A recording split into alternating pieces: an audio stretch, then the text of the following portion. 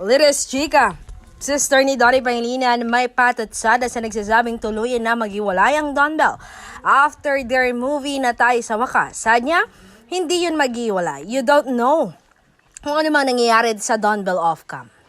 Kung malalaman nyo lang siguro, luluha ang bashers and magbubunyi ang mga Don Bell fans. Kung alam nyo lang ang tunay na estado nila.